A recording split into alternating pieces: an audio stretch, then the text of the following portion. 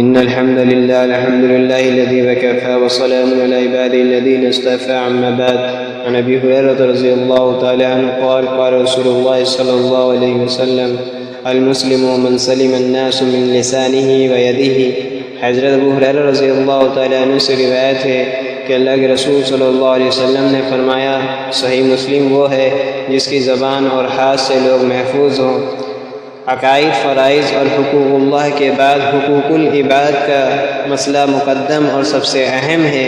یہ بات محقق ہے کہ اللہ تعالیٰ چاہے گا تو اپنے حقوق معاف کر دے گا، لیکن بندوں کے حقوق اور مطالبات کو معاف کرنا اس نے بندوں ہی کے اختیار میں دے رکھا ہے۔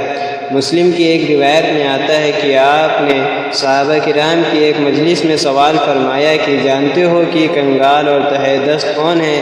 صحابہ کرام رضی اللہ تعالیٰ عنہ نے عرض کیا کہ ہمارے یہاں کنگال اور تہہ دست اس کو سمجھتے ہیں جس کے پاس نہ نقدی ہو نہ سامان۔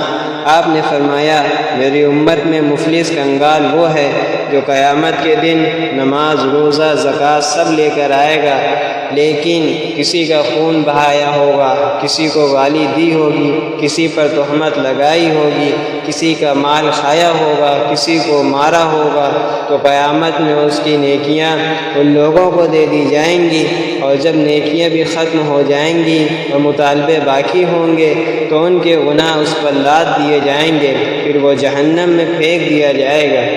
بڑے ڈرنے کا مقام ہے۔ باہم معاملات اور حقوق میں ہم سے بہت کوتاہیاں ہوتی ہیں اور وہ اکثر ہمارے ذمے رہ جاتے ہیں۔ اس زمانے میں بڑے عبادت گزاروں، نوافل کا اہتمام کرنے والوں کو بھی اس میں تساہل برتتے دیکھا گیا ہے۔ خاص طور پر زبان کی حفاظت کا مسئلہ بہت ہی اہم ہے۔ اس کو سنبھالنا بڑا مشکل ہوتا ہے، اس سے کسی کو تکلیف نہ پہنچے۔